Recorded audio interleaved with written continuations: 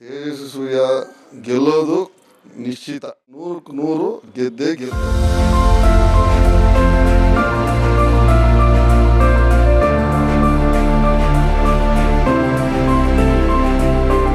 ಮೋದಿಜಿ ಪಾಸಿದ್ರೆ ಮಾತ್ರ ದುಷ್ಟಶಕ್ತಿಗಳು ಮಟ್ಟ ಹಾಕ್ಬೇಕಾದ್ರೆ ಯಾರ ಜನರಾದ್ರೂ ನಾವು ಉಳಿಯಕಾಯ್ತದ.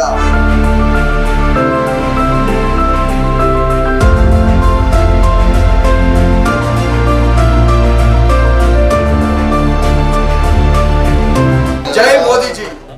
ತೇಜಸ್ವಿ ಸೂರ್ಯ ಗೆಲ್ಲೋದು ನಿಶ್ಚಿತ, 100ಕ್ಕೆ 100 ಗೆದ್ದೇ ಗೆಲ್ತಾರೆ. ನಮಗೆ ಲೀಡ್ ಬರಬೇಕು ಅಂತ ನಾವು ಶತಪ್ರಯತ್ನ ಮಾಡ್ತಾಯಿದ್ವಿ. ಡಬಲ್ ಲೀಡ್ ಬರಬೇಕು. ಕಳೆದ ಬಾರಿ ನಮ್ಮ ವಾರ್ಡಲ್ಲಿ 5,500 ಲೀಡ್ ಬಂದಿತ್ತು. ಈ ಬಾರಿ 10,000 ಲೀಡ್ ತರಬೇಕು ಅಂತ ನಮ್ಮ ಕಾರ್ಯಕರ್ತರೆಲ್ಲ ಪಣ ತೊಟ್ಟು ವಾಲಂಟ್ರಿಯಾಗೆ ಎಲ್ಲ ಮನೆ ಮನೆ ಪ್ರಚಾರ ಮಾಡ್ತಾಯಿದ್ದೀವಿ. ಎಲ್ಲ ಕಡೆ ಹೋಗಿ ಪ್ರತಿಯೊಂದು ಮನೆಯೂ ತಲುಪಿ ಓಟ್ ಕೇಳ್ತಾ ಇದ್ದೀವಿ ಮೋದಿಗೋಸ್ಕರ. ಜನಗಳು ಯಾವ ರೀತಿ ರೆಸ್ಪಾಂಡ್ ಬರ್ತಾ ಇದೆ ಅಂದರೆ, ಈವನ್ ಕಾಂಗ್ರೆಸ್ ಯಾರು ಕಡಿಮೆ ಕಾರ್ಯಕರ್ತರು, ಅವ್ರ ಕಾರ್ಯಕರ್ತರ ಮನೆಯಲ್ಲೂ ಕೂಡ ನಾವು ಈ ಬಾರಿ ಮೋದಿಗೆ ಹಾಕ್ತೀವಿ. ಕಾರಣ ಏನು ಅಂದರೆ, ಟಿ ವಿಯಲ್ಲಿ ನೋಡ್ತಾ ಇದ್ದೀವಿ ಎಲ್ಲ ನಡೀತಾ ಇರೋದು, ಏನು ದೌರ್ಜನ್ಯಗಳು ನಡೀತಾ ಇರೋದು, ಹಿಂದೂಗಳ ಮೇಲೆ ಇರ್ಬೋದು, ಎಲ್ಲ ದೌರ್ಜನ್ಯಗಳು ನಡೀತಾ ಇದೆ. ಇದು 100% ನಾನೇ ಹೋಗಿದ್ದೆ ಒಂದು ಮನೆಗೆ, ಕ್ಯಾನ್ವಸ್ಗೆ, ಕಾಂಗ್ರೆಸ್ ಅವ್ರ ಮನೆಗೆ. ಅಲ್ಲಿ ಈ ರೀತಿ ಅವರೇ ಹೇಳ್ತಾರೆ ವಾಲಂಟ್ರಿಯಾಗಿ, ನಾವು ಈ ಸಲ ಮೋದಿಗೆ ಹಾಕೋದು, ಖಂಡಿತವಾಗಿ ಮೋದಿಗೆ ಹಾಕೋದು ಅಂತ ಅವರೇ ವಾಲಂಟ್ರಿಯಾಗಿ ಹೇಳ್ತಾ ಇದ್ದಾರೆ ಎಲ್ಲ ಜನ. ಕಳೆದ ಬಾರಿ ಜನ ಏನೋ ಆಸೆಪಟ್ಟು ಕೆಲವರು ಪಾಪ ಓಟ್ ಹಾಕಿದ್ರು, ಅರ್ಧಕ್ಕರ್ಧ ಗ್ಯಾರಂಟಿ ಇಲ್ಲ. ಏನು ಮಾಡ್ತಾ ಇದ್ದಾರೆ ಸರ್ಕಾರ, 2,000 ಕೊಡ್ತಾ ಇದ್ದಾರೆ, 10,000 ಜೋಬಿ ನಮ್ಮ ಗಂಡನ ಹತ್ರ ಕಿತ್ತು ಹೆಂಗಸರಿಗೆ ಕೊಡ್ತಾ ಇದ್ದಾರೆ. ಅದು ಎಲ್ರಿಗೂ ಗೊತ್ತಾಗ್ಬಿಟ್ಟಿದೆ. ಏನು ತೆರಿಗೆ ಭಾರ ಅವ್ರ ಮೇಲೆ, ಮನೆ ಒಂದು ಕುಟುಂಬದಲ್ಲಿ ಯಾವ ರೀತಿ ಖರ್ಚಾಗ್ತಾ ಇತ್ತು ಮೊದಲು, ಇವಾಗ ಎಷ್ಟು ಖರ್ಚಾಗ್ತಾ ಇದೆ, ಎಷ್ಟು ಅವ್ರು ಕೊಡ್ತಾ ಇರೋದು ಎಷ್ಟು, 2,000 ಕೊಡ್ತಾರೆ ಮನೆಗೆ. ಯಾವುದೂ ಪ್ರತಿ ಎಲ್ಲ ಮನೆಗೂ ಇಲ್ಲ, ಯಾವುದೋ ಒಂದು 10 ಮನೆ ಇದ್ದರೆ ಒಂದು ಮನೆ ಬರ್ತಾ ಇದೆ.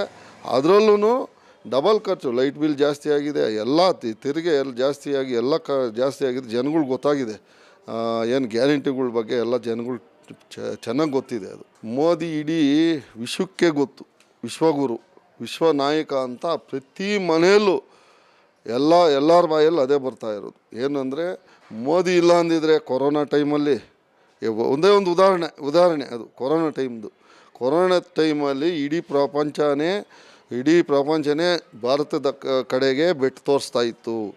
ಏನಂದರೆ, ಇಲ್ಲಿ ಜನಸಂಖ್ಯೆ ಜಾಸ್ತಿ ಇದೆ, ತುಂಬ ಜನಸಂಖ್ಯೆ ಇರೋದ್ರಿಂದ ಕೋಟ್ಯಾಂತರ ಜನ ಸಾಯ್ತಾರೆ ಅಂತ ಇಲ್ಲಿ ಎಲ್ಲ ಪ್ರಪಂಚನೇ ನೋಡ್ತಾ ಇತ್ತು. ಆವಾಗ ಮೋದಿ ಯಾವ ರೀತಿ ನಿಭಾಯಿಸಿದ್ರು, ಅದಕ್ಕೇನು ಇದು ವ್ಯಾಕ್ಸಿನೇಷನ್ ಕಂಡುಹಿಡಿದ್ರು, ಬೇಗ ಎಷ್ಟು ಫಾಸ್ಟಾಗಿ ಇಡೀ ಪ್ರಪಂಚಕ್ಕೆ ಕೊಟ್ಟರು. ಭಾರತಕ್ಕೆ ಮೋದಿ ಇಲ್ಲ ಅಂದಿದ್ರೆ ಆ ಟೈಮಲ್ಲಿ ಕೋಟ್ಯಾಂತರ ಜನ ಸಾಯ್ತಾಯಿದ್ರು, ಜನ ಅಮಾಯಕರು. ಅದು ಎಲ್ಲರಿಗೂ ಗೊತ್ತಾಗಿದೆ. ಮೋದಿಯಿಂದ ನಾವೆಲ್ಲ ಉಳಿದ್ವಿ ಅಂತ ಅದೊಂದು ಎಕ್ಸಾಂಪಲ್, ಉದಾಹರಣೆ ಹೇಳ್ತಾ ಇದ್ದೀನಿ. ಆ ರೀತಿ ಎಷ್ಟೋ ಕೆಲಸ ಮಾಡಿದ್ದಾರೆ ಮೋದಿಯವರು. ಏನು ಹೈವೇಸ್ ಇರ್ಬೋದು, ದೊಡ್ಡ ಪ್ರಾಜೆಕ್ಟ್ಗಳು.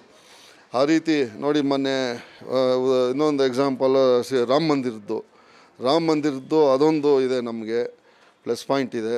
ಈ ರೀತಿ ತುಂಬ ಕೆಲಸ ಮಾಡಿದ್ದಾರೆ ಮೋದಿ. ಕೆಲಸ ಇಟ್ಕೊಂಡು ಏನು ಮೋದಿಯವರ ಒಂದು ಇದಿಟ್ಕೊಂಡು ನಾವು ಓಟ್ ಕೇಳ್ತಾ ಇದ್ದೀವಿ, ನಾವು ಸ್ಪಂದಿಸ್ತಾ ಇದ್ದೀವಿ. ಸತೀಶ್ ರೆಡ್ಡಿ ಅವರು ಪ್ರತಿಯೊಂದಕ್ಕೂ ಸ್ಪಂದಿಸ್ತಾ ಇದ್ದಾರೆ. ಎಲ್ಲನೂ ಒಂದು ಸಣ್ಣ ಪ್ರಾಬ್ಲಮ್ ಆದರೂ ಬರ್ತಾರೆ, ಮನೆ ಹತ್ರ ಬರ್ತಾರೆ. ನಾವೂ ಅಷ್ಟೇ ರಿಯಾಕ್ಟ್ ಆಗ್ತಾ ಇದ್ದೀವಿ ಜನಗಳಿಗೆ.